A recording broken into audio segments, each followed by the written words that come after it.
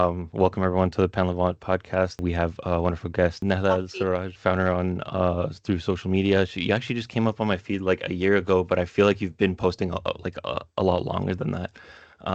But yeah, it was a pleasure meeting you online and interacting with you there, and hopefully gonna share a new perspective with us about a Syrian growing up in I believe it's Canada as well, and how you got into activism and content creation as well. So it's a pleasure to have you on. If you could share with us like your kind of upbringing, like when you came to Canada and what got you into activism and content creation, we'd love to hear it. Yeah, absolutely. Thanks for having me, guys. I'll start off by saying that it's pretty embedded into my blood and my lineage, the activism piece. It goes way back in my history. So my family is Syrian. My parents are both Syrian. They're both from a city called Hama in Syria. My dad left very early on. I he was like a young guy. I don't know. I think he wasn't even 20 when he left. So he was really young. Left to Saudi, had a job there and lived there. My mom followed him shortly after, and they were married and had their kids. Personally, I was born in Syria, so my mom happened to be there and have me there. And at the time, they were still living in Saudi and figuring out where they wanted to move and relocate the family kind of permanently, because everyone knows that Saudi Arabia is not always the final destination. It's not always the most welcoming place. Yeah. So, we ended up deciding on Canada. I mean, my parents did. So I moved to Canada when I was a year old or a year and a half. But it's always been taught to us, like kind of this the activism is in my blood in the way that Hama kind of is a very central part of the revolution in Syria. For sure. And historically, like one of the first places to kind of revolt and be against dictatorship and against any invader. Was that like preached to you before 2011, before the revolution started? Oh yeah, of course. Like we've always been very anti the Assad regime. It's been, I don't think it was ever like a hateful thing. It was always more educational. My dad loves history. He's always like sits down with all the kids and just teaches us a lot. We're a very big family, so he would always just sit us down and educate us. But at the same time, never hateful. Never ever hateful. Like For sure. Yeah, never grew up like even knowing about sects of Islam, for example, Right. or even knowing, kind of what the nature of all of that in Syria. It was always we don't want to press, like we don't want anyone oppressing us. We're always against oppression.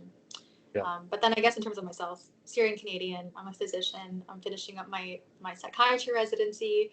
Amazing. And my activism kind of comes from my background. But as a Syrian, Palestine is my beloved. Like we love Palestine to death, literally.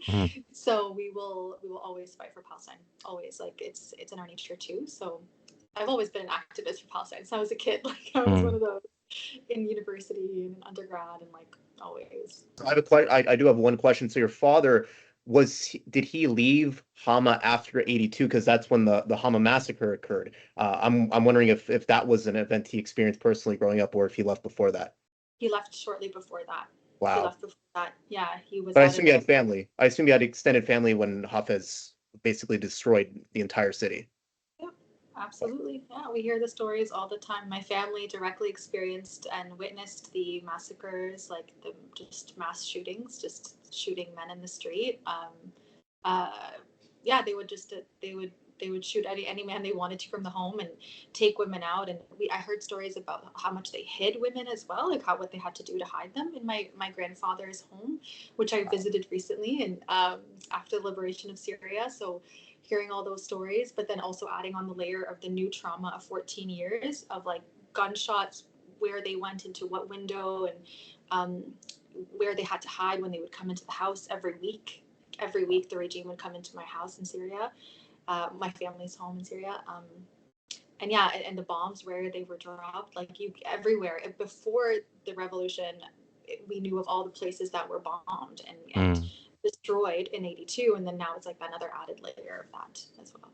Wow, absolutely terrible. Have you been able to, since the fall of the Assad regime, go back and visit and be able to see your family home, if it's whatever land your family still has, tour the rest of Syria? Has that been a possibility yet? Of course, yes, I went back. Yes, it was amazing. Describe how that was like to return to a Syria that with full of Yeah, hope and after so long. I have to say it was really very like jam-packed of emotions before going, but also when I got to Syria, I've never traveled much in Syria. I was always like we would just go home and kind of Yeah, go to yeah. the airport, even, and that was kind of my visiting of Syria. It was Yeah. just our home city, but I went and traveled around a lot, and I observed what happened to the rest of Syria. And truthfully, Hama was not really harmed much in the last 14 years in comparatively Hmm. to the remainder of the country. So you would go to the outskirts of Damascus, like Duma and Ghouta and Qabun, and it was absolutely horrifying what I witnessed Mm. there. Horrifying what I Right. saw there as Yeah. well. And then you kind of like just travel a little bit to Hama, and it's like nothing happened. Like Yeah. Crazy. I didn't know that. streets. I I thought would it have had gone through like a certain period where it was like really hit a lot because it was pretty active like during like 2011 and 2012, but yeah. I guess the main city infrastructure is still maintained, I guess. Yeah, Amazing. I don't know what like I would always Alhamdulillah. observe that, make that observation to my family, be like, why do you have electricity all the time? Why are their streets so well lit? Like Yeah. everywhere you go, they had like string lights in between streets. Wow. It looked better than what I thought it Wow. did, and I better than my memory in when I last was Wow. there in 2007. So I only want to preface that because I think it's important. It's not fair, right? I have a home there. It didn't get destroyed. It's Yeah. not fair. My majority of my family is still alive. So Yeah. I went back to a Syria that is still relatively like stitched together for me. But Mm. people are back to like nothing, to brokenness and to nothing. So for me, it was good, Yeah, but not everybody's return of is good. course. Yeah. But it was jam packed with emotions, especially the flight. So you can't get into Syria, as you guys know, or you have to go somewhere Yeah. else and then, get in. So I flew from Jordan, and I remember the entire flight from Jordan was just a bunch of kids, like I'm not, I know I'm not a kid, but like 30-year-olds, like a bunch of 30-year-olds like me Mm. getting on a flight with our Yeah. little like bracelets and our necklaces and our like stickers and our like we have the all the evidence of being Syrian on us, but probably most of us haven't seen Syria. Yeah. And it Mm. was just a bunch of us on the plane. There was just a Wow. bunch of like single kids getting on a plane to Syria to go Yeah. home. And it was beautiful. Like I remember crying so much, just that like that little 2 to 3 hour, not even, it's like 45 minutes actually. It's a 45-minute plane, but getting on, getting off, like the same group of people. I remember just crying the whole time. It was so emotional. I can imagine. I can imagine like that everyone's kind of going through the same experience that they probably haven't been to Syria in a long time, and you just look around and you know that it's the same excitement and how did everything taste like since so you said you've been there 2007. My mom went back recently after like 11 years, but I wasn't able to. So she said like she was like she doesn't remember things. She remembers things tasting like way better than they actually did, but this time like it didn't happen for her. Did that happen to you? Like, did you kind of over romanticize the taste of like a shawarma and then you actually had it again and it wasn't as good as you remembered? I don't think I over romanticize anything. No, Nice. no, So it was just no. as good as you remember. That's good. I'm Yeah, terrified that I'm gonna like no. bite into a shawarma and it's not gonna be as good as I remember it when I was a kid, man. That's like one Oh, thing I really look forward no. to. I know. Yeah, what a letdown, right? I mean, the only thing that is really devastating about Syria now is everything that they make that's really good quality is exported, right? They're not Yeah. really able to keep the good quality items that they create. So a lot of what you Mm, buy isn't true Syrian quality, and like the stuff we remember getting when we were kids. mm, But the food, absolutely not. Like I would do anything to go back and eat for some sure. anything from Syria. Just a vegetable or a fruit right now, Yeah. I would do anything. It's so good and it's so readily available. And the memories of just picking it up from the guy that sells it on the street Yeah. randomly and whatever suit that you go to, it's all good. Like it doesn't matter where you get it from, where you pick it up Nice. from, who's selling it, or the guy who sells cherries on the floor in front of the the stops between cities. Yeah. They're Right. just on the floor. Pick it up and eat it. It's heaven. It's literally heaven. Mm, Like, mm, I miss it so much. The shawarma was amazing too. So yeah. nice. And you travel to like every city too, like you said other than Hama, where'd you go? I wish every city. I didn't have time, but I went to Damascus, of course. I went to the outskirts. I went to Halab and Idlib and Oh, wow. Homs as well. Hmm. Um, I had the opportunity to go to other cities, but at that point I had already been in Hama, and I was like, I'm actually good. Like, Yeah.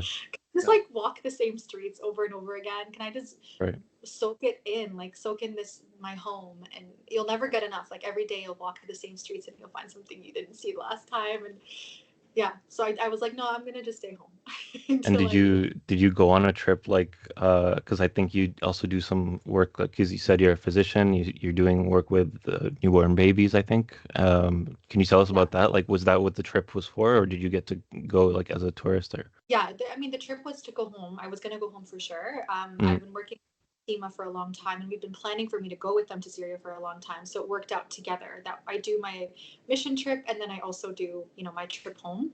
Oh, nice. So I went with them and worked with them on their current campaign for newborn babies.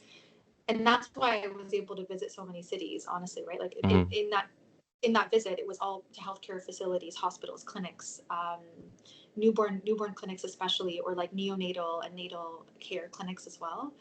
And that's where I met, like, it's just wild meeting other physicians. You're just like, I don't know how you do this work every day with I can't imagine. with no resources. Like, Yeah, it seems really rewarding too, like working with newborns. But could you tell us about the work they do specifically, like the organization you're working with? Yes. So they do more than, so the campaign right now is for newborns. They do a lot of other different campaigns. It depends what the needs are of the hospitals they're working with right now. But they've had to close a few of the units because they just didn't have enough funding. Those units will offer natal care to women, fertility clinics for women and families. They offer, admissions into like a NICU, like a neonatal ICU, or any other neonatal care, vaccinations, any sort of illnesses that come up for neonates. But they've been cut for so much of that funding. And if you know, like the hospitals in Syria were almost all bombed. Yeah. Yeah. Every single one, if you can really just tally them up. So all of them have damage, all of them need so much money to repair. And one of the most monumental things I've ever been able to do in my life is visit Al Kahf. I don't know if you watched the documentary Al Kahf, which is the cave. They called it the Cave Hospital in, I believe it was in Ghouta. I can't remember which, but Okay, I see what you mean. Right. you have to watch it. It's on YouTube. It's Wow. available for free. You visited So like the makeshift hospital and I visited the wow. actual hospital they worked in. Nice. It's underground, and you can see all the rooms they filmed in, and they even bombed it with chemical weapons like right out the door of that cave hospital. Yeah. So I saw all of that, and over the hospital, like it's a full hospital. They just couldn't go anywhere else. They had to be underground because it was bombed incessantly. But they would rebuild it during the time that it was bombed, and then it got bombed again. And they'd rebuild it, and then it got bombed again. And they would still work in it and perform life-saving surgeries. And some of the people that were showing us these hospitals were the people that were treated in the hospitals, that were shot and wounded and treated there. So it was just like most incredible experience ever. Does this organization only focus in Syria? Because the work you're explaining would be much, like, very needed at this moment in Gaza, and I assume also in the West Bank. So is it only in Syria, or do they focus on other parts of the Levant as well? SEMA is only in Syria. There are other organizations that are amazing that work in Gaza specifically. That includes OSSM, like UOSSM. I also work with them. They're amazing. GLIA, GLIA, they're incredible. They work in Gaza as well. So yeah, there's many organizations that, and OSSM works in both Syria and Palestine as well, actually. So yeah, there's plenty of organizations that are doing that work. But of course, a lot of what SEMA does, I think, also comes from having learned from physicians and practitioners, and even like other activists who worked in Gaza. Like a lot of what was learned, what was done in Syria to survive was learned from their brothers and sisters in Gaza. A lot of the hospitals that I went to, the people there would be like, do you know how we even learned how to make this underground, how to do this underground, how to have ambulances run underground? And create entire like electrical systems underground and operating theaters. This is even outside of the hospital I'm talking to you about, the Gaf hospital. There was an entire underground world between Douma and Ghouta and other cities that they had to create just to transport food, transport sick.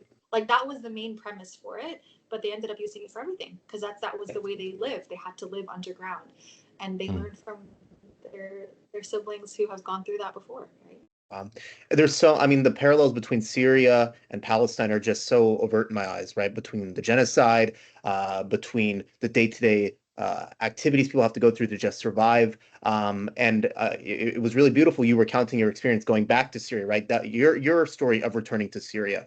What message do you think you would like to see Syria showing Palestine and Palestinians about what it means to return, right? Palestinians have this vision of right of return to the homes and the villages they were expelled from in 48. What do you think your experience, just what message do you think your story and the story of Syrians returning to Syria really shows the world, and especially the Palestinian people who desire to return to their homes that they're expelled from in 48? I don't know if I could ever compare what I experienced to Mm. Palestinians. I like my heart literally like breaks knowing that they, even just knowing my friend that just recently went, I get really emotional because even my friends that just recently went home for the first time in their lives, I Yeah. don't know if it's even comparable. I really don't. Right. It's two awful pains and heartbreaks that coexist, and they're both very difficult. Um, I have to say, in my own experience, even after so many years of not being home, and I've never even lived in Syria. I never had that privilege Yeah. or that joy, that experience. I've always grown up in the Mm. West and lived in the West.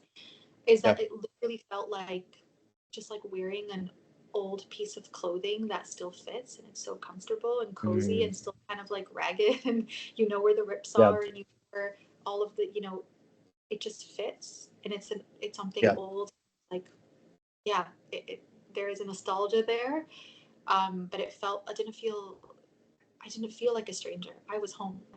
And that's so beautiful, right? Because you're really learning in many respects of this land through the stories of your parents and your grandparents. And from what I hear from Palestinians, right? Of course, many are now second generation, even third generation.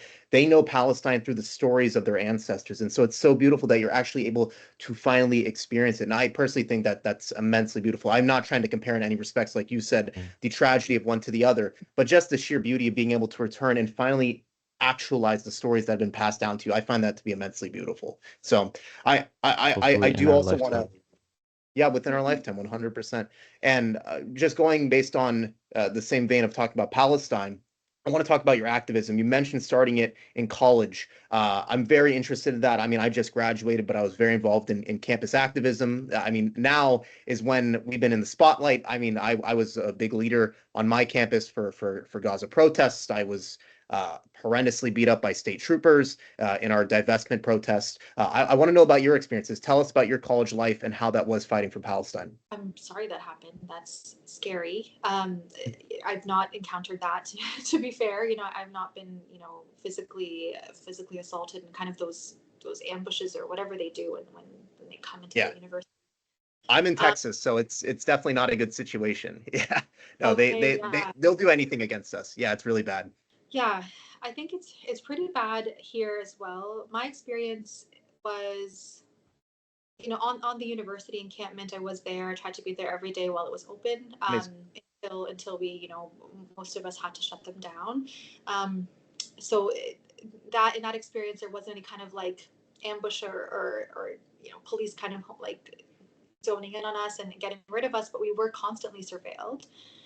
There was constant surveillance from security. They paid for extra security to do that. The rhetoric around the encampment was horrifying, the way they described it to like the university institution itself in emails and in any sort of like messaging or anything they were saying about it was really disgusting. And they painted it in such a negative way. And it was like the most peaceful, pleasant Yeah. encampment, like they all were. Mhm. Yeah. um, so that was my experience with that, but ultimately, like, from just doing my activism on social media, I think that's where I've been harmed more than in person, Really. Wow. being physically at protests or being physically at encampments and things like that. Would you Yeah, say from like Zionists doxing you, threatening you, is that the main source of insecurity that you're experiencing? yeah, exactly. Yeah, so they like have multiple campaigns against me that started about a year ago. Like Wow. there were multiple articles, Twitter threads that shared my location, where I study, Yeah. Terrible. my full name, which I never used to share because I didn't feel the need to. I don't care that my full name is associated with my social media. I preferred the separation between my professional work and my social media work, but I forfeited that when I began to talk about Palestine. And I do want to mention that like that is a huge thing. Like Yeah. as a physician, having your name associated with Palestine is a big deal. I'm not saying that I'm like some sort of hero and we're all really great heroes. We're not, but it is a list. Like we're blacklisted essentially, and people know who we are. And we get attacked and doxxed, like I mentioned, and there's campaigns against us. There were articles about me, and reports to reporting me for being unprofessional or claiming that I'm unsafe and claiming other really heinous things about me. Again, not related to my work professionally. I do my job professionally. It's all on the basis of what I say online and people's interpretation of it or people's hatred of it. They don't like what I do. So that's happened a lot. So, complaints to the university, to the hospital, to the college, like every avenue, the police. Wow. I've been attacked in every single avenue. And basically, like I have no privacy anymore. Everyone knows my name and where I work and what I do. And I've sacrificed that for the cause, and have to deal with that now. Your activism online, like, how did that come about? When did you start deciding, like, I'm gonna put my face on social media and I'm gonna like speak out against X, Y, and Z? Day one, like I think I always have. I started doing social media like after COVID, and it was initially mental health related because it's my job. I work in psychiatry, so that's what I did. I did that, and it was great. I loved it. It actually became like a good source of like I felt good. It was like it was fulfilling. And then after a few months of doing it, or a year, that's when not even a year, a few months, Sheikh Jarrah happened. Yeah. And then the biggest assault against Gaza before now in 2021 happened. Yeah. So immediately, like there was no question. I'm gonna obviously talk about this and post about it, and that's what I did. Wow. It's great that you had that base before October 7th, right? Because I think having that established platform was amazing for you to be able to speak out and get right into it. I also want to know, through your what is now probably 4 years or so of social media activism, have there been any stories that are just ones that make you feel so, like the day-to-day stories that really bring you joy around Palestine, right? What are the stories that you've been able to share that give you hope in this dark time? Because I think many people that going through over now almost 2 years of genocide are feeling very helpless, and sometimes those stories really lift us up. So if you have any specific stories, any broader stories that you've been able to share via social media, I think our audience would really appreciate it. It's very bizarre even saying this, because I don't know how I ever earned this like right to be friends with people in Gaza. I don't know how I've ever earned any of this, but I do have friends there that we message and we talk, and I guess the hope in that is this like unified joy. One big example I can think of is Ahmed Masoud, who has always been happy for Syrians. Like from day one, he's been so happy for us and always engages with my content in that sort of similar joy, despite being starved and bombed and displaced and having his friends. Like he has a list of friends that have been martyred that is in the tens, probably hundreds now, family, and still can feel this joy for his family, for what he sees as his brothers and sisters. And so, we talk and we share stories and, just have this friendship. And he's not the only one. Like I've had that, relationship with people in Gaza and people who are from Gaza who've left Gaza too, that I've maintained that relationship with. And I think those friendships are like so amazing. In terms of hope, I don't even know if I can speak to hope, because all I can do is just use whatever guilt I feel every day for being alive and being housed and eating and having a job and having money, using that to do whatever I can that's good. I don't know what hope I can really speak to. It's very difficult to talk about that. I think almost all of us are in your camp at this point. You can't go day to day seeing children that look as if they are just out of the Holocaust and feel that you can have any hope in the situation. And to add insult to injury, what's happening in Syria is also, I think, depriving many of us abroad of hope right now. I want to get your take on what's happening now in Sweden. Any sentiments you have? Specifically, I also want to know your sentiments about the government and how al-Shara has handled the situation, if you have any thoughts at all. Yeah. In kind of approaching this topic, I always want to preface it by saying that for me, it doesn't matter who's sitting leading my country, like leading the country of Syria. It's not about the individual, who they are, where they come from, their background, anything. What I care most about is a love for Syria, a love for the entire country, a love for all Syrians, and good leadership. Yeah. I don't want to go back to what we were. I don't want to go to worshiping that person that's in the seat, or the people that are in the seat, or I don't want that. I don't want that ever again. So I never want to behave that way, where we're not criticizing and questioning, and where we're not critical, right? So I want all of that, all of those things I'm here for. I always have to preface every statement with that, because people, for some reason, assume that I'm some sort of fan. And I've literally never in my life posted about that man. Not once. Not once. Because I never will. I don't care who's sitting there. It's not, I'm not going to be some sort of fan or supporter. No, just show us that you're a good leader. We'll be with your policies and your leadership. I don't care about you as an individual. So I want to make sure that's very clear. Anytime that I post about liberation of Syria, I'm not talking about him. I'm talking about my people. I'm talking about him or any one individual. It's the country, and it's our revolution, and it's the unification of Syrians that did it. Really, it's Syrians that did it. In terms of currently what's happening, I mean, I suspect by the time this podcast comes out, there will be numerous incidents of really awful things happening in Syria. This isn't a one-off, and this isn't new. I was talking with one of my friends in Syria, and, he was telling me, like, you guys know about it now. You might be hearing about it now. This isn't stuff that's happening for the first time. Yeah. So even the blame of, like, oh, look at this new government, this is what's happening because of this new government, and creating lines and saying cause and effect, this has been ongoing. This is not new.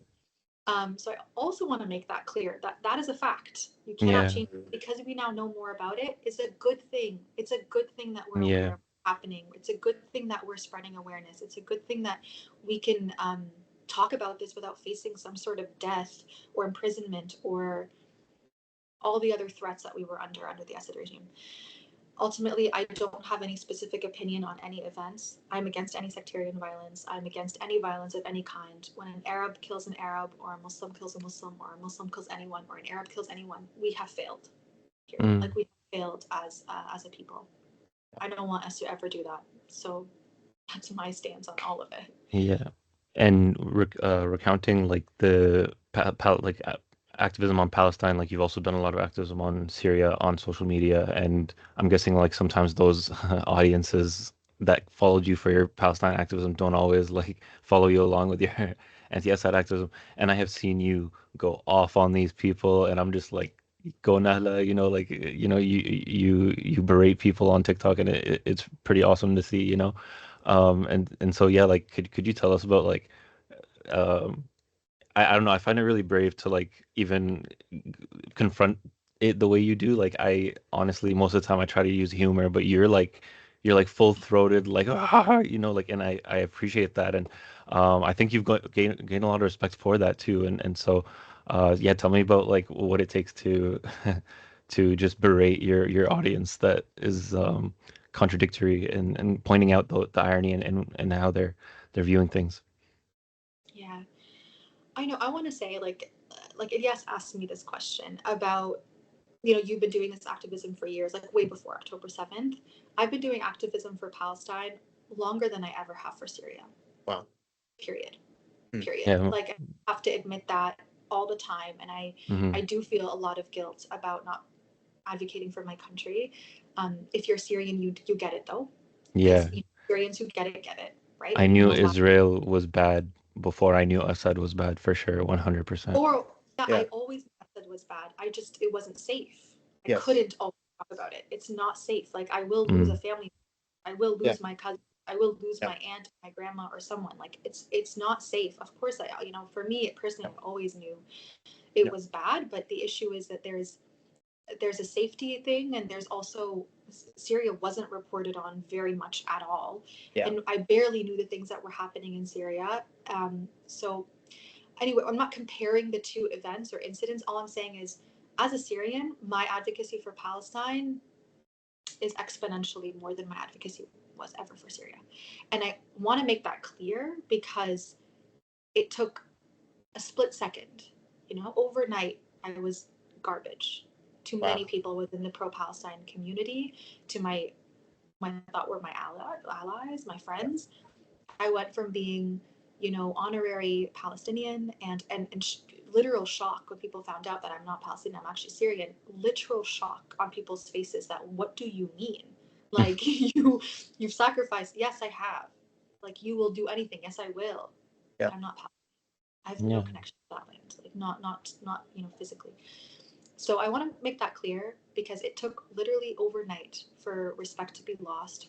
I lost tens of thousands of followers. I don't know if you know that.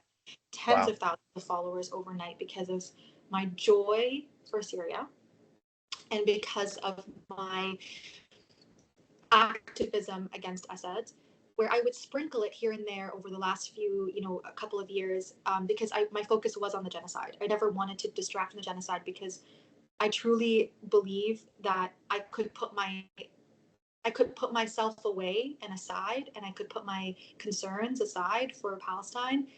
And I was just waiting for that moment of like, when the genocide is over, let's do this like analysis of really what is an ally, what are the allies to Palestine, what are the flaws of your, Russia and Hezbollah and Iran.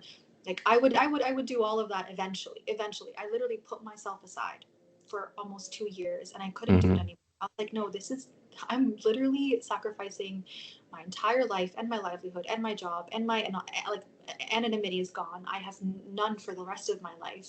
When you Google me, it's atrocious. It's atrocious what comes up. I will never be able to change that. Like, it's really bad what has happened to me for Palestine. Why am I not entitled to that same level of respect from my allies? Yeah. Why am I not entitled for you to see me as equal? What do you need me to do?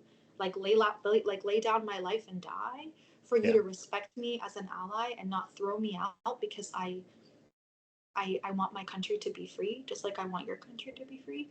Like there's so much emotion in it because I really lost a lot. Not just with the liberation of Syria, but even before that, when Nasrallah was killed, that rhetoric that came up was eye-opening. I've never seen dehumanization of Syrians on that level in my life. Yeah. And it opened my eyes to a lot, and I lost a lot. I was like unwell for like a month because of what I witnessed people who I thought were my allies and what they said online. Yeah. So, it was a huge grief, a huge loss. It was shocking, right? It was like to see people come out and have the inability to say he did anything wrong in Syria, to say he like, sure, you can distinguish what was done in Israel for Hezbollah, right? I mean, Hezbollah was a product of Israeli occupation of southern Lebanon, but to ignore the atrocities he committed in Syria, to me, that was so eye-opening. And being in Palestinian spaces on campuses, I think this is where this rhetoric is very salient. They're younger and more leftist, and it's kind of like just hearing that was so just shocking to me. And when I expressed my sentiments more publicly, like you, around Syria, that I had the same result. Followers lost, endless fights online, and it was just shocking to me the sheer inability to hold empathy for another people. Right? To me, that it was very closed-minded, and I want to get your take on this, because I've had many connections to Palestinians in the land, in Gaza, in the West Bank, almost all of them. I think I've never met a pro-Assad Palestinian in the land. But when it gets to diaspora, especially younger Palestinians, it gets murky, right? And some of them are outright pro-Assad. And that was shocking to me because of the relationships I've had in Palestine. That's not the case. And I think many Western, especially white leftists, most of them are not Arab, I would say, many white leftists, but some younger Arabs who are devolving to have that same mindset is just shocking to me. I want to know, did you see that at all in your activism, or has it been coming mainly from non-Arab leftists that are the main provocateurs against your rhetoric on Syria? There are a few that are Arab, and I think having been in spaces with like my Syrian fellow social media content creators or other activists, we kind of form groups and discuss that. So we create kind of a place where we know who it is that has shared that rhetoric. not just for the purposes of like fact checking and analysis and things like that, but also so that, you know, we just know, right? We just want to make it known to us who is going to be safe and who isn't. But I think you're right. It's absolutely predominantly a group of people that have literally no stake. Yes. You have no stake in this country. You don't know anything about this country. You lose nothing and gain nothing from what's happening in this country. And yet you are the loudest, most obnoxious, most wrong, most factually incorrect voice out there. Yeah.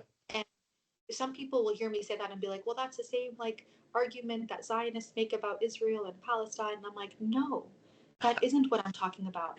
I am not an occupier in my land. I'm not an occupying, invading force that wants to kill and annihilate an entire population in my land. I'm a Syrian who wants freedom for my people, for all of us, all Syrians. How can you equate my voice to that of a Zionist, let alone equate my voice to that of the people who have been trying to destroy me for 2 years? Like, I'm literally facing their consequences of their destruction every minute of every day. It's happening all the time to me. It's always overshadowing my life is what's happening to me at the hands of Zionists constantly. How dare you equate me to that? How dare you? Like, and how ridiculous do you, like, you don't see how ridiculous it sounds to you to be doing that, let alone people who share my viewpoints, just grouping us all as like CIA and whatever US backed and Zionist pawns, all the other, that's been what I've been called. That's so integral to their worldview though, right? Because I think in their minds, they break down the world into East versus West. And if they associate you in any way, shape, or form as being on the side of the West, you cannot do any good in their eyes, right? They think Russia equals Syria because of Putin's ties to Assad, and he bolstered him and kept him friendly. And from there, they're like, okay, well, I'm going to side with what I see as the anti-Western side. And so to me, I think it's a very binary, incorrect worldview. You can be Eastern, you can be Western and commit atrocities. I don't think that should have any role to play. I don't know if you agree with that sentiment, but that's from the few conversations I've had with them, that's in my eyes how they think. Yeah. There's only one bad guy. It's the West. Like, are you delusional? No. Like, are you delusional? Speak to an Iranian person in Iran who can talk to you about the atrocities of the regime in Iran against their own people. Speak to people like Russians in Russia. Speak to the Uyghur Muslims in China. Like, how dare you suggest that the only baddie in the world, the only baddie in the story is the U.S. or the, like, you have to be delusional, and you have to be, it's just the most factually incorrect way of viewing the world. And there are so many different bad guys. Just because two bad guys hate each other, one isn't good and one isn't bad. They can both be bad. Like, let's just open our minds. They can both be really bad. The way that you've faced consequences for your anti-Zionist activism, have you had anywhere near that kind of experience with with Assadists or Basij or whatever, like pro-Iran people and stuff? Not in the same way. And I don't think it's because they don't want to. I just think it's because of the way that the West is set up truly, is that, the West is, allies with Israel, and it's a predominantly Zionist mentality, and all of our structural systems are, embedded with Zionism. So I think it's just a lot easier to attack me and target me in that way, to be honest with you, because of the power structures. I just don't know. I think they would still do it if they could. Absolutely, they would do. They would do anything in their power. For sure. But I know it's always been in person. It's always sort of online attacks. There's been numerous accounts that were made about me that you can tell are like created by I wouldn't say they're all Assadist. I don't really. That's not a generalization I like to use, because they might not be. They might be more of that anti-imperial leftist group, or it might be more of the group that's with Hezbollah and Iran, and they just don't like me. I don't know, or they don't like something I said. They're just a large variety of individuals who constantly make accounts about me, and they'll dub my videos with other commentary that's not what I'm saying, and it's all horrible. Or create AI fake videos of me doing atrocious things. That's so scary. They've done a lot of stuff online against me. And I can't do anything about it. And again, like I said, like losing constant followers because of the videos they create about me. So having somebody made a video who basically undermined the entire revolution and undermined Syrians so much, dehumanized us so much in a video. And it was right after the liberation of Syria. And I created a video against her. And I was like, you have to be joking that you are sitting here talking about this in the way that you are, and at the same time utter the things that you're uttering about Palestine. Why can't you show that same empathy? Why can't you show that same love for freedom and humanity for Syrians that you do for Palestinians? And then, kind of going back in her history and her ties to Zionism in the past, her video went so viral. I don't even know how many she's at right now, but everyone is like, all these things happen all the time. And It's so disheartening how the algorithm actually picks it up, and then there's actually people who just agree with it and continue liking it and supporting it. Because I feel like if people don't already have like a take on Syria, they're very easily like influenced into whatever they see online. And like if you tell them like, I don't know, like if you give them a plausible enough theory, they'll like latch onto it very quickly. They won't see like the opposite side of it and whatever. So if you got to them first, they might agree with you. If an Assadist got to them first, they like, and that's why like that's what I try to keep in mind is like, okay, we lost that one, on to the next one. There's probably way more people that haven't seen me than people who have and have judged me. So many people are new to this space. A lot of them had probably had no background on Syria until a few months ago. I mean, in most instances, I think that it's this new wave of people who care about Palestine, who have seen the images coming out of Gaza. They're heartbroken, so they have this base following of influencers that they know talk about Palestine. But some of them, when they gravitate towards Syria and have the I don't know if you know the account. It's Save Sheikh Jarrah. It's like this white dude. I think he's Italian. I'm no tie to Syria whatsoever, but was putting out pro-Assad content, defaming anyone pro-revolution as ISIS, Al-Qaeda, like just extremists, Islamists, like lunatics. And to me, I feel like that was the majority sentiment in the influencer community in these quote-unquote Western pro-Palestine spaces. And so to me, that was people's first introduction to Syria. And it was so toxic for people that just want basic empathy and people to just frankly live. And so I was very disheartened when everything was going down.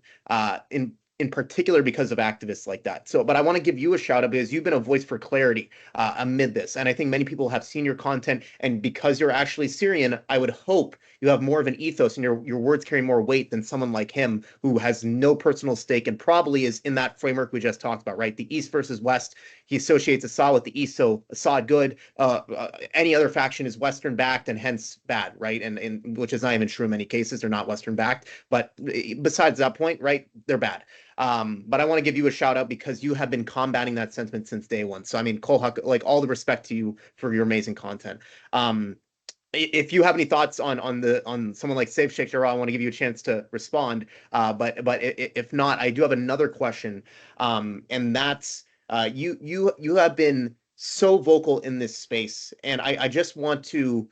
I want to know, what do you think comes next? What is next regarding Syria for online activism? I think we're at a crossroads right now with everything happening in the South, and a lot of us in content creation, putting out educational content are stuck. What do we say in this moment? What do you think is the next step? Is it reiterating the message you said earlier, standing up for all Syrians? It doesn't matter about what leaders in power. We need to be standing up, no matter if you're Druze, Alawite, Sunni Arab, Jewish. It does not matter. We need to stand up for all Syrians. What do you think is the message we need to be amplifying right now in this moment?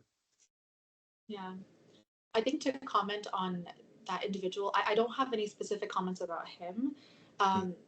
Specifically, but I do think that for people online, it's really hard because they'll say, yo, I agree with this person on so many things that they will latch on also because there's that mutual agreement on other topics. So they just feel like, well, maybe I should think this way because we agree on X, Y, Z. So I think people also feel the need to agree with their favorite influencer or creator or political analyst or commenter because of that, because we're like, well, we agree here, but you can use your critical lens to think, well, even if I agree with them on X, Y, Z, it doesn't mean that I have to agree on this.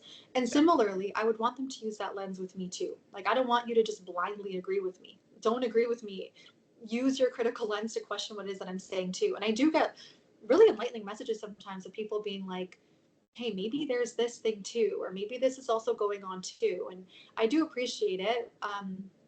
but yeah, the ones that are like absolutely heinous comments and messages, I'm like, this isn't going to help anybody. Like, if you want to have a constructive conversation, let's do it. But yeah. So that just a comment on that. In terms of messaging and going forward, the more and more that I talk about politics online and what's happening in the world, the more and more that I'm nitpicked for not commenting on things. Like, how dare you not comment on this thing that happened in this place at this time? Or how dare you not comment on this geographical location, but only. So I feel like, as time goes on social media, it's actually become more difficult to be in this space and be politically active. It's been very draining. I'm exhausted. I'm not going to lie to you guys. And I don't know what I will be doing moving forward with my online presence. And also, like, I have a job that I love and I care about a lot. Nice. Like, as a physician, I do the work that I love every day. I don't need to be on social media. So I think I want to be like transparent about, I don't know what's going to happen with that. But if I could leave anyone with any message, especially to Syrians, is go to Syria. I know that some people are like, well, it's not safe and I don't want to go, or I'm not sure. It's up to you if you don't want to go. It's okay. But I think going to Syria is the best thing that you can do for your country. Support the economy. Whatever job you do, look into things in Syria that do that work. Like, I'm very fortunate. Medicine is kind of easy. I can just go and kind of go to a hospital and do whatever I can do there, go to a clinic or go to an old folks home or go to an orphanage. And, people can do that too, even if they don't do medicine, but, help in other ways. But I think it's find organizations you can help in, find ways that you can support your country and give back to your country, go home, support the economy. I think going back to Syria is like a huge part of rebuilding. Yeah. And in terms of other messaging, I really don't know how we can unify ourselves. I found that when I went to Syria, a lot of the online friends that I had in Syria didn't really care to reach out or see each other there or do work together, kind of, collaborate together. So I think just collaborate, like work with each other. Why don't we do that more? Why don't we connect more? We connect online. We connected so much during the fall of the regime and when liberation was happening. We were always in communication, always on the same page and sharing the same content and unified. And then it went away and it was really sad. I was really hurt when I was there and I didn't hear from anyone, no one in Syria reached out to do things with me. So I felt like we could do better. We can do better in that way. And I will reach out too. Like, I'm not saying I need to be reached out to. We all need to work together and reach out to work together, collaborate, do things together, and keep that same unification. Do you plan on moving back to Syria yourself? Do you wish you could? I wish I could. So I have one more year of residency left. And I love the question being asked in a non-threatening way because everyone's like, why don't you go back to your country? And like, they're about to punch me. And like, I would love to go back to my country, like, of course, but I still have a year of residency. If you guys don't know, like, you have to finish your training first. So I'll graduate inshallah in a year. And in the meantime, I do intend to continue my work through like the organizations I work with that do medical on the ground, care in Syria. So with OSSM, with SEMA, all of that. And then I will always plan to work in Syria. At the moment, there's no money. You won't be able to make an income there. Full transparency, if you're a physician, you won't have an income there. It's probably no more than $40 a month at this point, unless things change. So it would be voluntary. So I intend on doing, a couple months a year, as much, for as many years as I can, just going there volunteering and then making sure I still have a living so I can work, wherever else I work. Right. And if the opportunity arises for a job, like employment, I would absolutely consider moving. Absolutely. Yeah. It's more so like, how can you live there without having an income? It's more practical, really, for me. But I have family there. My grandma's there. My cousins. I have aunts there. I have aunts that moved back, who moved back to Syria since liberation. So I'd love that. I wonder if you guys would ever move back. I would love to. I would love to, first of all, be able to travel there. I mean, there was a lot of media imagery coming out in the weeks after Syria was liberated of Jews going back to Damascus, right? And there was videos of them at the Eliyahu Hanavi synagogue, right? It's a 2,500-year-old synagogue that was basically destroyed because of Assad. And just to be able to experience that, that synagogue is my namesake. It's Elijah in English, Ilyas in Arabic, Eliyahu in Hebrew. And to be able to experience that would be my dream, right? That to me, I would feel like you were talking about at the beginning of this call. It's like you've never been there, but you feel such a connection. It's like these old clothes that are torn that you want to put back on. That would be my dream. And inshallah, God willing, I would love to be able to live there, but that is the first step for me, without a doubt. Yeah, it'd be nice to see like also just the beaches on Latqiya and just get and just go back to like I don't know like the way that I see beaches here and jogging paths here, or like we don't really have jogging, but like like the forest and nature and like I just want to experience that same kind of feeling that we have here in Canada with like so much beautiful nature and stuff. Just experiencing that back in Syria would be great, because when you're a kid, you don't care about nature, you don't care about like seeing sights or anything. You're just like, oh, I want to sit with my cousins and play games or watch TV. But I can't wait to go back there as an adult, like with like taste and stuff. And yeah, of course, you totally appreciate it. And you also appreciate how diverse the nature is there, right? You have the coastal regions, you have mountainous regions, you literally have everything. It's like you can have a vacation and 12 different vacations at 12 different spots. Like, that's the beauty, I think, of Syria in many respects. And also get the goal line back, man. Yeah, sorry. Inshallah. Yeah, 100%. Yeah, because I want to ski on Mount Hermon, man. Yeah, man. Yeah, that would be a dream. Yeah, that's so true. You appreciate it so much more. I think that's something I would want to say about my trip back home, is I appreciated it so much more. You recognize the beauty of that country. You didn't recognize it. I didn't recognize it when I was 11. I didn't care about the artwork and the architecture. Oh my goodness, no.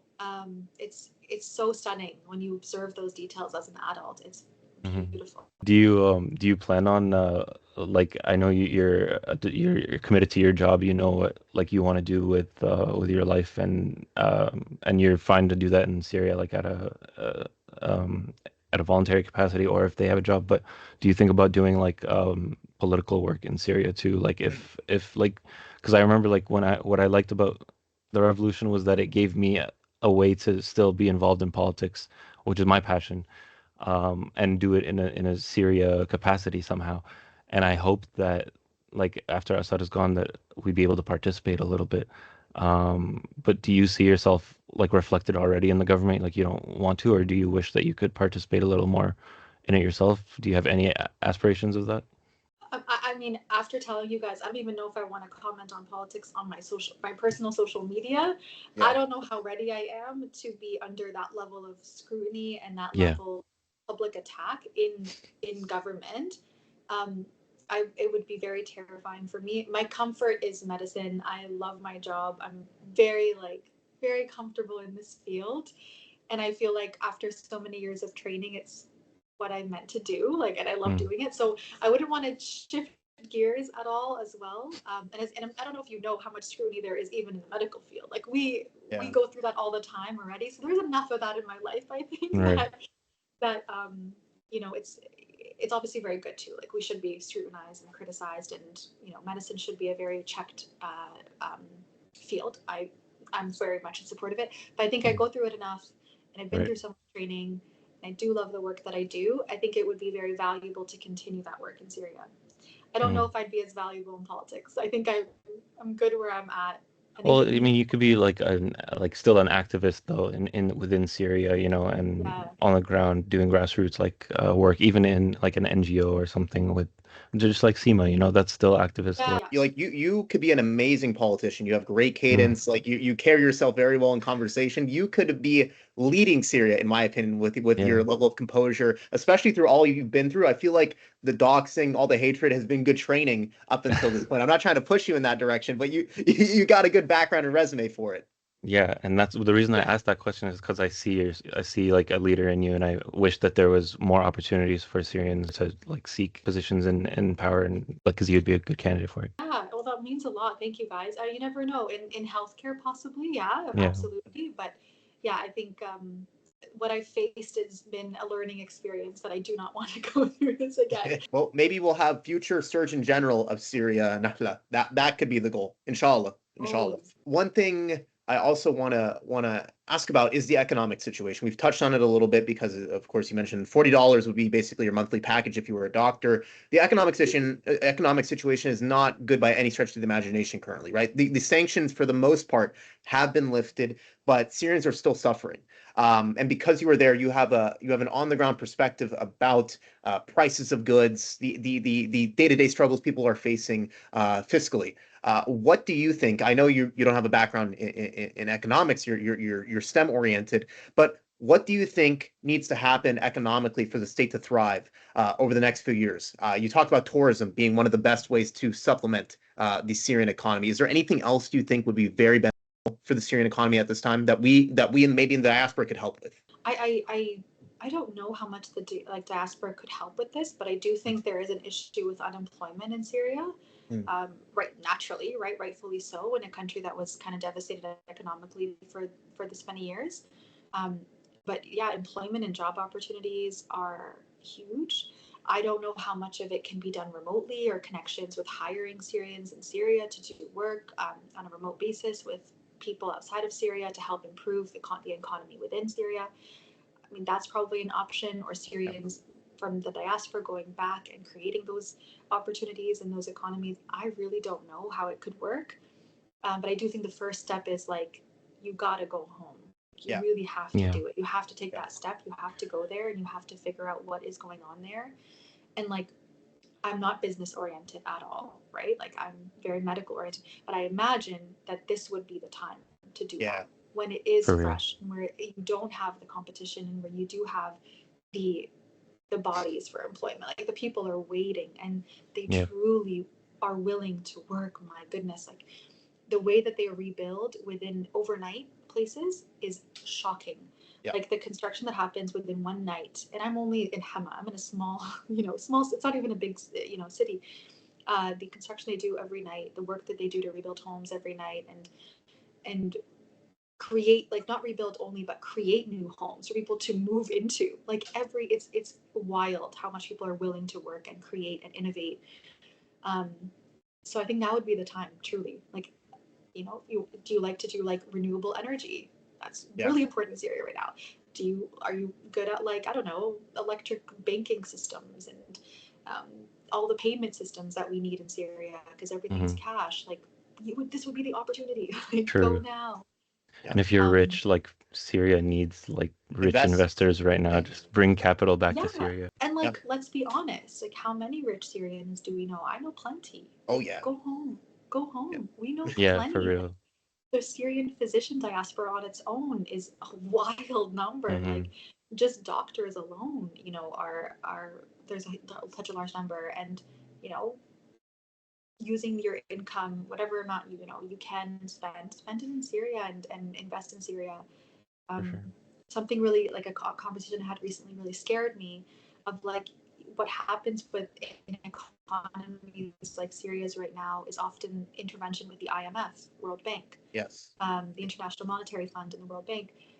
These are not people, or sorry, these are not groups of people that care about the country whatsoever. It is an entirely selfish investment and involvement that will contribute to the further destruction of Syria, in fact. So I worry so much about that coming up. And only way to prevent it really is the self-sufficiency within Syria. Absolutely. It's going to be hard. His dad, Shadow's dad, has spoken about this. I think he's tried to tell him don't sell out the country's resources to these people. But yeah, it's there's a lot on the horizon for Syria, and it's I'm excited for it. And yeah, we definitely need to I've been telling Syrians that I know have money. I'm get down there. They need you right now. This is what you've been waiting for. This is a great opportunity for you right now. It's also crazy because I feel whenever I hear about a billionaire and I'm like, wait, he kind of looks Syrian, and then you Google it and they're like, wait, they are Syrian. So really? we have these people, right? I mean, freaking Steve Jobs was Syrian. I don't know if he claimed it because he was like adopted and whatnot. But like these people are Syrian. You have the capital. Go invest. You can make Syria prosperous. And so I would love, inshallah, to see a beautiful, thriving Syria economically in the near future. I think that would definitely be the goal. Yeah, like just in regards to also eventually someday seeing a free Levant too. I think there's a flashpoint going on right now in southern Syria that may redraw like tensions in like the dynamics of the region. There was even there was, in my opinion, idiotic talk coming out of these normalization proposals, right? And one of the proposals said to normalize, Israel would keep a large swath of the Golan, and in return, Syria would get part of Lebanon up until Tripoli. And to me, that's idiotic. But I mean, transitioning to the pan-Levant idea, why are these places even bordered off, right? Exactly. I mean, Nahla, I would love your like perspective on this. Me and Hayan are very, we're not SSNP, we're not Aton Saada supporters by any stretch of the imagination, but we do see the Levant as a natural geographic mass where its peoples used to all be interconnected, right? Back in our great grandparents' days, you could wake up in Damascus, have tea in Beirut, finish your day off in Jerusalem, right? That was their world. And now it seems as if it's cut off, right? You have Lebanon that's its own, it's supposed to be a Christian entity created by the French. Syria was the amalgamation of all these different ethnic groups the French initially wanted to cordon off into their own little ethno-states. Israel, of course, was created by the British as a Jewish state. Palestine was the Arabs that were not in that. But these are all, in my opinion, constructions, like not natural to the region. These are just implementations that are nationalistic endeavors implemented by European powers upon the region. And so, in my eyes, a big component of what liberation looks like is a unified Levant, a free Levant for everyone. Doesn't matter your ethnicity. We all have shared roots. I don't care about your religion. I don't care if you're Shia, Muslim, Jewish, Alawite. Does not matter. At our core, I think of us as one people, one interconnected people that used to interact with each other in ancient times up until basically the Ottoman period. And sadly, that's been taken away from us. But I would love to hear your perspective on pan-Levantine, pan-Shamism, and if that's something you see as true liberation. I mean, I would love to be able to freely comment on this, but I think that when I do, I believe that there is an element of people's interpretation that I'm like a Syrian SSNP supporter. Yeah. And I need it to be like a you know, everywhere is Syria and like a greater Syria kind of thing. Yeah. You don't even have to call it Syria. You can call it a unified Levant. Right. I don't care about the name, right? As long as people have free rights. I get it, and I love the idea of that unification, but I do think that as a Syrian who comments on it, particularly with my background of views that I have about, you know, there's always an assumption that like, you know, you think that you are some sort of, you know, special group of people, and we all have to be living under some Syrian. Lebanon is a fake country, I know, and I don't subscribe to those ideologies. I think of course that assumption can be made as soon as you hear someone like me say that assumption is automatically made. Exactly, so I'm afraid to even make that kind of a comment because it's been said. It's actually been said about me. I made a comment about how I wish we were more unified, and then that comment immediately comes up. Wow. It's awful that you have such a negative view of me, and because of my views on Syria and my views about other, you know, Assad and his allies, your assumption about me is that I want like a pan, you know, Syria nationalist type of country that takes away other people's, like that's so ridiculous. And that's actually like a very Assadist coded thing, like, you know, like SSNP was a big Assadist party, and a lot of them liked Assad. But it really in my eyes is it's heinous almost that because we support saying, oh, I want freedom of movement, I want to see the same world that our great grandparents had, right? That to me is a form of decolonization, and to have that weaponized because Assad and his father and Aton Saada, who was a fascist, right? He was a fascist, and also he hated Jews. So I don't think someone like me would like be gravitating towards him just for the love of the SSNP, right? And so it's sad that that's been weaponized to a large degree because I think it is a very valid and unifying political movement, right? Because especially when sectarian tensions are high, what better way to say we are one by saying we have common roots, we all used to engage in a shared territory, we are one people at our core, right? The divisions are much more recent than we would otherwise believe, and so I truly view that as a very valid political ideology. Just to add to that, like yes, I you know, again, I would love to freely comment on it, and I would just say that I think our grandparents also might have romanticized it slightly. And I I don't think what they say is wrong or false, but I wish something better for us. That's what I want for us. I wish something better than what they had, which we already feel like it's such a dream, but I want to work towards something more than that, of that level of like unification and of pure, like true, genuine, I am equal to you. We are brothers and sisters. We are siblings. We are kin. No one is superior. No one is inferior. No one is better. No, like we are this. We are equal. We all deserve the same things. I wish that for all of us.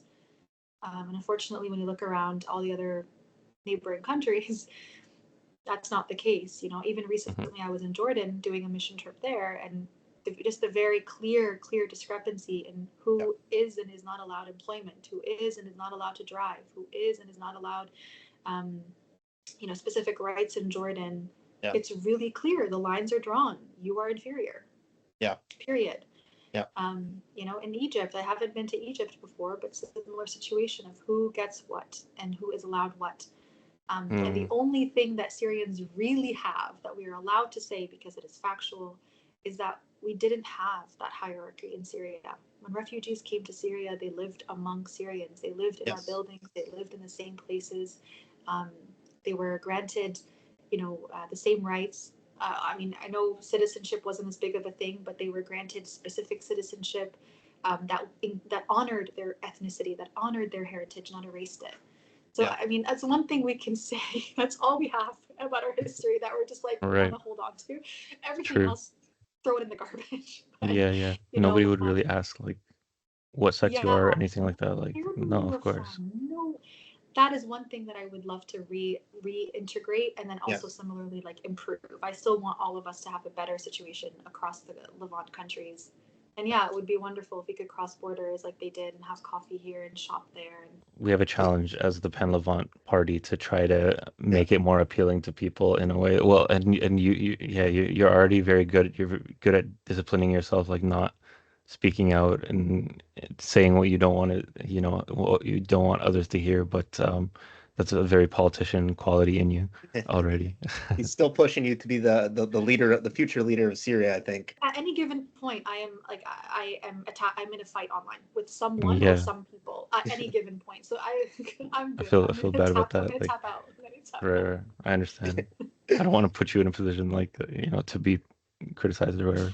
I understand. What you're articulating is very beautiful, right? Because I think the fear of like pan-Shamism saying we're one is it erases diversity, right? And we don't want to do that. There is beauty in being Alawite. There's beauty in being Jewish, Sunni, Arab. It does not matter, right? There's beauty in our diversity, but at our core, we have a lot that unifies us. And sometimes in the sectarian nature of political discourse, those unifying bonds are erased. And we act and we fall back into our tribes and act as if we are completely foreign to this neighboring village or people because we've had conflict with them for years and years and years. And so I think the key and what you're articulating is very beautiful is striking that balance, the balance between unity and maintaining what makes us diverse and our cultures that have developed, right? We might descend from way back when common peoples, but there's diversity that's formed ever since. And so I think what you're articulating is beautiful. We want that unity, but at the same time, we have to maintain what makes us us. And so I think that would be the best vision going forward, without a doubt. And we can learn from like the union of Syria and Egypt when that happened. Like there are some mistakes there that maybe could be used to learn from, to apply to like a pan-Levant sort of system. But like Nahla said, right, in Jordan, there was the inferiority association. I think Nasser viewed Syrians as inferior to Egyptians. And so I think part of the beauty of pan-Levantine understandings is seeing us as one. It's hard to have that inferiority, superiority mindset when we were saying, oh, we're one. But I think the trick and what's hard and failed in the past is maintaining that diversity, not letting saying we're one come at the expense of our peoplehood and identity. And so that's the balance that needs to be struck for sure. Yeah. And I wish we could get Canadian multiculturalism in Syria. I don't want to do anything Canada does in Syria, to be honest with you. Really? No, this is another very horrifying settler colony with a very, very bad history and present. Of course. I love that we are such a mixed and diverse group, and I don't know. I love us. I love Arabs. I love us so much. I wish I could make that very known to people that I love us so much, and I want for us to just be the best version of ourselves and thrive and love each other too. And it sounds so ridiculous to be like, I just want peace and love and rainbows, but like genuinely in the way that I'm like, I'm willing to do anything for that. I wish that that was something people understood about what I say, about my content. Yeah, so you were talking about Canada as a settler colony as well. Like, you said, like you said that, and I get that. But when I'm saying like what I want, like Canadian multiculturalism in Syria is, I mean, like, um, I know that, like, and also like the reconciliation formula. It's obviously like it's a disaster. It fails in a lot of ways. But the topic, having a national conversation on reconciliation, I would like to emulate it in Syria. And the way that we do celebrate like diversity in Canada, I would also like to emulate in Syria as well. But yeah, obviously, like in the ways that Canada falls short, obviously that's not what I would like to emulate. But that culture of celebrating each other's diversity and like not like just being quiet about it or trying to hide it, or everyone tries to like be the same kind of, or pan-Arabism or something like that. But before we get to reconciliation, and this is something that the West has completely failed at, I think there needs to be justice. And this is the parallel that needs to happen in Syria, which I have not seen. I don't want to make this in a political convert or a political direction, but I've not seen what I would say is authentic justice since the revolution. And so I think before we can get reconciliation, and it's definitely needed, right, because of the sectarian tensions, we need reconciliation. But to get to that point, for the people to be ready emotionally at that state, there needs to be a level of justice. And so, Nahla, if you have any like thoughts on this, I would love to hear what you conceive of to be justice in this moment before we can get to reconciliation. I have no idea what justice would look like after the last the last few decades of horrors. Yeah. I don't know what justice could ever look like. I don't know if anything will ever do the Syrian people justice for what they've gone through. The Syrian refugees, the Syrian martyrs, the forcibly disappeared, and their families and their loved ones. I genuinely have no idea what could be enough for justice, but I know there hasn't been any. Like, that's for sure. I think there's, people like people that I know on social media that are very active that talk about this, like Wafat Mustafa and her father, who was forcibly disappeared by the Assad regime. The Syria campaign, who shares about kind of justice and progress moving forward for families of the forcibly disappeared, and in general, like in a general sense. I would turn to them for what justice would look like. Yes. My family left Syria a long time ago. Yes, we have suffered at the hands of the regime. Every Syrian has been in some way, right? But not in that sense. And I don't feel like I'm owed anything at all. In fact, I owe Syria and Syrians everything, everything, because I could not fathom what it would be like to be a Syrian refugee, to live in a refugee camp in Turkey, Jordan, Lebanon, the torture they experience and the horrors and the racism, and then having to migrate again and again and again, and the ones that were in Syria, I can't fathom it. So, anyways, I feel like I owe everything to them. I'm not owed any justice.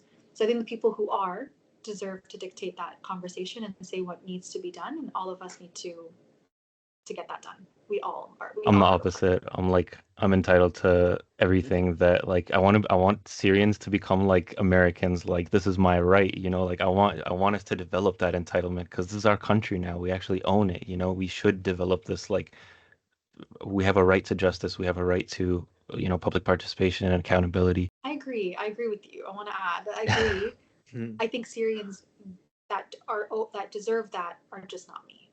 They're just not me. I agree that the Syrians that's very you're self-effacing. You're coming from a different selfless perspective, obviously, because your family was like directly there until like the 2000s. Like, this is you, this is your background, right? And versus us, who left more in the past, right? We have a different perspective, so it makes sense in many respects. I think, I hope that people can humanize Syrians a bit more. I hope that they can see us as people who deserve a sovereign nation and sovereignty in some way, and dignity, just being dignified.